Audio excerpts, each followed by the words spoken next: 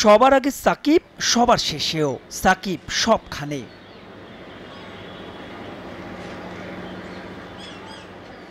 দশ মাস পর জাতীয় দলের টি-20 বহরে মাঠে নেমে সবার আগে উইকেট দেখা চাই। পেশাদারিত্বে সাকিবের এখনো জুড়ি নাই।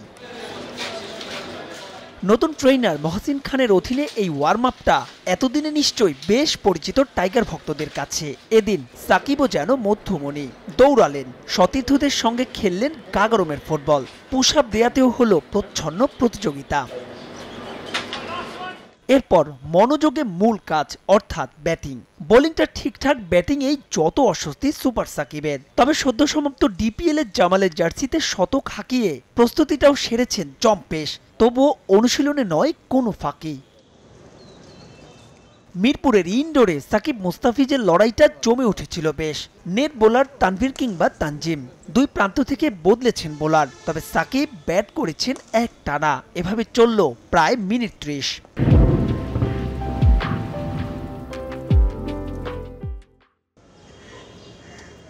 তারপর বিশ্রাম, সতীর্থদের সঙ্গে খুনসুটি, আবারও ব্যাটিং।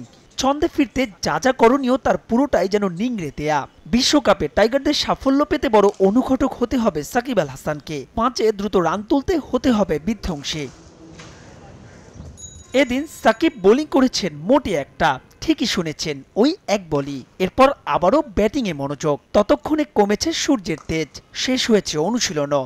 প্র্যাকটিস শেষে পুরো দল যখন ড্রেসিং রুমে, তখন ইনডোরে সাকিবের এই একলা অনুশীলন নিজের ব্যাটিংয়ে ছন্দ ফিরে পাওয়ার, ফিটনেস ফিরে পাওয়ার। কারণ ক্রিকেটের সংক্ষিপ্ত সংস্করণে মিস্টার 75 সবশেষ 50-র দেখা পেয়েছেন, তাও 13 ইনিংস আর 2 বছর আগে। তাই তো জিম্বাবুয়ের বিপক্ষে এ দুটো ম্যাচ সাকিবের জন্য হতে যাচ্ছে অ্যাসিড টেস্ট।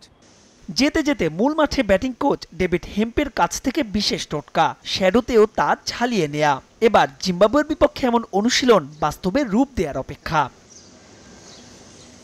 মাহবুব রিমন, সময় সংবাদ, ঢাকা।